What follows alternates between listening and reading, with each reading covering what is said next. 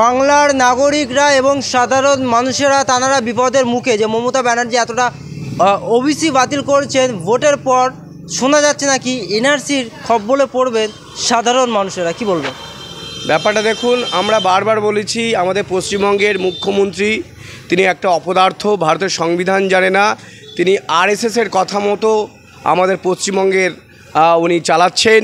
উনি অ্যাকচুয়ালি আরএসএসের দুর্গা, উনি ভারতীয় সংবিধান বোঝে না। এবং আপনারা দেখছেন বারবার পশ্চিমবঙ্গের যারা ভূমিপুত্র, আদিবাসী, সংখ্যালঘু মুসলিম, শিডিউল কাস্ট, শিডিউল ট্রাইব, তাদের সাথে প্রতারণা করছে। যেমন আগে যে দিল্লির পার্লামেন্টে গিয়ে এখানকার সংখ্যালঘু মানুষ, আদিবাসী সম্প্রদায়ের মানুষ, শিডিউল কাস্ট, শিডিউল ট্রাইব সম্প্রদায়ের মানুষ তৃণমূলের এমপিদেরকে জিতিয়েছিল যাতে বিজেপির বিরুদ্ধে তারা পার্লামেন্টে লড়াই করে।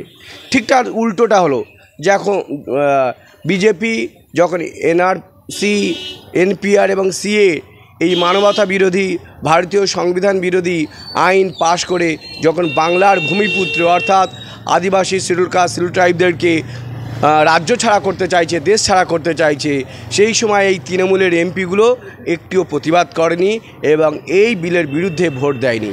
তারা কৌশলে তারা অনুপস্থিত থেকেছে। এই যেমন আপনারা দেখবেন মিমি চক্রবর্তী বা দেব এরা শুটিংয়ে ব্যস্ত ছিল, নুসরাত টিকটকে ব্যস্ত ছিল, অভিষেক ব্যানার্জি তখন যায়নি এবং বিরোধিতা করেনি। এবং আমরা ভেবেছিলাম হয়তো এদের কাজ আছে পার্লামেন্টের মেম্বারদের, সেই জন্য এই গুরুত্বপূর্ণ বিলটা তারা বিরোধিতা করেনি বিজেপির, তার ফলে এনপিআর এনআরসি চালু হয়ে গেল। গত পরশু দিন মমতা ব্যানার্জি এবং অভিষেক ব্যানার্জি এনপিআর এনআরসি সমর্থন করে দিল। অর্থাৎ বঙ্গের যারা ভূমিপুত্র, আদিবাসী, শিডিউল কাস্ট, শিডিউল ট্রাইব, সংখ্যালঘু মুসলিম, তাদেরকে কিন্তু একেবারে রাজ্য ছাড়া করার জন্য মমতা ব্যানার্জি পূর্ণ সমর্থন জানিয়ে দিল গুজরাটের দুই কসাইয়ের হাতে। গুজরাটের দুই কসাই ও মোদি এবং অমিত শাহ তারা চাইছিল পশ্চিমবঙ্গের যারা ভূমিপুত্র, আদিবাসী, সংখ্যালঘু, শিডিউল কাস্ট, শিডিউল ট্রাইব, তারা যেন রাজনীতিতে না থাকে, তারা দাসের মতো জীবনযাপন করবে, তাদেরকে ডিভোটার করতে চাইছিল। আজকে তাকে পূর্ণ সমর্থন জানালো মমতা ব্যানার্জি এবং অভিষেক ব্যানার্জি। এর ফলে পশ্চিমবঙ্গের সমস্ত মানুষের জমি জায়গার কাগজপত্র নিয়ে কোর্টে ছুটতে হবে। কিছুদিন আগে মমতা ব্যানার্জি ক্যাকা ছিচি বলেছিল, আজকের ক্যাকা ছিচি ফেলা থুতু চাঁটলো, চেটে পুরো সমর্থন করে দিল। ক্ষতিকার হলো, ক্ষতি তো মমতা ব্যানার্জির হলো না, অভিষেক ব্যানার্জির হলো না, কারণ এরা তো উত্তরপ্রদেশ থেকে আগত লোক, এরা তো বাংলার অনুপ্রবেশকারী, এদের ক্ষতি হবে না। এরা উত্তরপ্রদেশের নাগরিক, এদের পূর্বপুরুষরা উত্তরপ্রদেশ থেকে এসছে, সুতরাং এদের কোনো ক্ষতি হবে না। ক্ষতি হবে এই পশ্চিমবঙ্গের আদিবাসী সম্প্রদায়ের মানুষ, শিডিউল কাস্ট সম্প্রদায়ের মানুষ, সংখ্যালঘু সম্প্রদায়ের মানুষ, তাদের ক্ষতি হবে। এখন এরপরে আরেকটা ঘটনাটা ঘটালো কি, আরেকটা ঘটনা কি ঘটলো, আরেকটা যেটা ঘটনা ঘটলো, এই যে যেমন প্রতারণা করলো বাংলার মানুষদের সাথে, আরেকটা প্রতারণার শিকার হলো বাংলার মানুষরা। ওবিসি সার্টিফিকেট বাতিল করলো। ওবিসি সার্টিফিকেট বাতিল করলে কি হয় না, বাংলার যারা ভূমিপুত্র ওবিসি সম্প্রদায়ের মানুষ, তাদের সার্টিফিকেট যদি বাতিল হয়ে যায়, তারা যারা চাকরি করছে বা আগামী দিনে যারা চাকরির প্রস্তুতি নিচ্ছে, তারা কিন্তু সবাই বিপদে পড়ে গেল। এই মমতা ব্যানার্জি ভারতীয় সংবিধান জানে না, ভারতীয় সংবিধান না জানার কারণে কিভাবে একটা সংরক্ষণ দিতে হয় সেই প্রসিজারাল জানে না। আপনারা জানেন 75 বছর পেরিয়ে গেল এবং পশ্চিমবঙ্গে মুসলিমদের চাকরি দিনের পর দিন কমছে। 1948 সালে পশ্চিমবঙ্গে মুসলিমদের চাকরি ছিল 16%। যখন কংগ্রেস সরকার 1948 সালে ক্ষমতায় আসলো আমাদের পশ্চিমবঙ্গে, 48 সাল থেকে 77 সাল পর্যন্ত সেই 16% চাকরি কমে এসে 11%-তে দাঁড়ায়। আর বামেরা যখন 1977 সালে ক্ষমতায় আসে, আবার বামেরা যখন 77 সাল থেকে 2011 সাল পর্যন্ত সরকার চালায়, মুসলিমদের 11% চাকরি কমে এসে 3%। এই বামেরা যখন চলে যাওয়ার সময় তখন সাচার কমিটির রিপোর্ট আসে। সাচার কমিটির রিপোর্ট চোখে আঙুল দিয়ে দেখিয়ে দেয় সংখ্যালঘু মুসলিমদের চাকরিতে পশ্চিমবঙ্গের উপস্থিতির হার খুবই কম এবং হতাশজনক। তখন তড়িঘড়ি তৃণমূলের আগের সরকার তারা সংরক্ষণ দেয় 10% ওবিসি এদের। কিন্তু এই যাদের সংরক্ষণ দিতে হবে, সংবিধান অনুযায়ী তাদের ওপর একটা সার্ভে করতে হয়, তাদের আর্থিক, সামাজিক ও রাজনৈতিক অবস্থা নির্ণয়ের জন্য একটা বেসলাইন সার্ভে করতে হয়।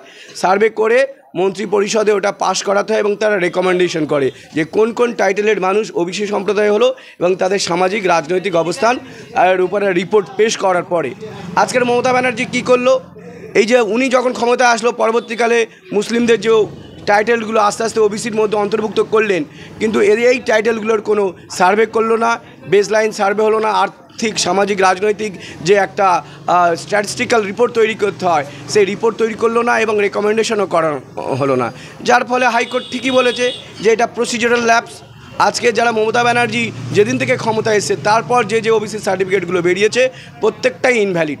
যারা চাকরি করছে তারা ভবিষ্যতে ক্ষতির মুখে পড়তে পারে এবং যারা চাকরির প্রস্তুতি নিচ্ছে তাদের তো হতাশজনক অবস্থা। ওবিসি সার্টিফিকেট হলে একটা সংরক্ষণের সুযোগ পায়, সে থেকে বঞ্চিত হলো। অর্থাৎ মমতা ব্যানার্জি এসে একেবারে সংখ্যালঘু মুসলিমদের যুবকদের যে চাকরি করার একটা ইচ্ছা জেগেছিল সংরক্ষণের মাধ্যমে সেটা পুরো একবার শেষ করে দিল, আর অন্ধকারে ডুবিয়ে দিল, প্রতারণা করলো মমতা ব্যানার্জি সংখ্যালঘু শিক্ষিত যুবকদের সাথে।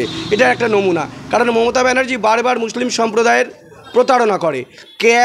এনপিআর এনআরসিএ তাদের পার্লামেন্টের মেম্বাররা এমপিরা, এই যে অভিষেক ব্যানার্জি ডায়মন্ড হারবার থেকে জিতেছিলেন তিনিও প্রতিবাদ করেনি। হ্যাঁ, অভিষেক ব্যানার্জি, আপনার ওই কল্যাণ বন্দ্যোপাধ্যায়, আপনার সৌগত রায়, মিমি চক্রবর্তী, নুসরাত জাহান, এরা কেউ কিন্তু এনপিআর এনআরসি সিএ বিলের বিরোধিতা করেনি। একবার পার্লামেন্টে আইন পাশ হয়ে গেলে নাগরিকত্ব বিষয় সেটাকে কেউ বন্ধ করতে পারে না, কোনো রাজ্যের কোনো সরকার পারে না, এখতিয়ার নেই, একমাত্র সুপ্রিম কোর্ট এই আইনটাকে বন্ধ করতে পারে। তাহলে সুপ্রিম কোর্টে কে প্রথম রিট পিটিশন করলো? বাংলার তরুণ তুর্কি নওশাদ সিদ্দিকী সাহেব সুপ্রিম কোর্টে গিয়ে প্রথম এনপিআর এনআরসির বিরুদ্ধে কেস করলো। তার পরবর্তীকালে আরও 236টি বিভিন্ন রাজ্য থেকে, কেরালা, তামিলনাড়ু, জম্মু কাশ্মীর, উত্তরপ্রদেশ, গুজরাট থেকে তারাও সুপ্রিম কোর্টে এই এনপিআর এনআরসির বিরুদ্ধে মামলা করলো। আজকের এনপিআর এনআরসি ভারতীয় সংবিধান বিরোধী।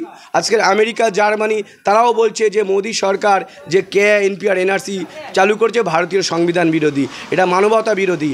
মানুষকে আটক করে তাদেরকে গ্যাস চেম্বারে মারার যে পরিকল্পনা করছে অমিত শাহ মোদী পশ্চিমবঙ্গের ভূমিপুত্রদের, বিশেষ করে আদিবাসী, সংখ্যালঘু, মুসলিম, শিডিউল কাস্ট, শিডিউল ট্রাইব, এটা তো এখানকার ভূমিপুত্র, এদেরকে ডিটেনশন ক্যাম্পে নিয়ে যেতে চাইছে মোদী আর অমিত শাহ। সেটাকে মমতা ব্যানার্জি এবং অভিষেক ব্যানার্জি পূর্ণ সমর্থন করে দিল। এর দ্বারা বোঝা যায় এই যে মমতা ব্যানার্জি, অভিষেক ব্যানার্জি এই পূর্ণ সমর্থন ছিল, সেই জন্য তারা ভোটাভুটিতে অংশগ্রহণ করেনি। আজকে তার পরিষ্কার রূপ এসে গেল। ঠিক ইনি মমতা ব্যানার্জি, অভিষেক ব্যানার্জি, দেখেন এই দুটো ব্যক্তি পশ্চিমবঙ্গে থেকে যদি নিষ্ক্রিয় হয়ে যায় দেখবেন বাংলায় শান্তি ফিরে আসবে। এই পুলিশ মন্ত্রী সন্ত্রাসবাদী পুলিশ মন্ত্রী আর এই সন্ত্রাসবাদী অভিষেক ব্যানার্জি, এই দুজন যখন জেলে যাবে দেখবেন বাংলা তখন শান্ত হবে। সেই জন্য আমরা বলছি, জনগণকে আবেদন করছি, আপনারা রাস্তায় নামুন।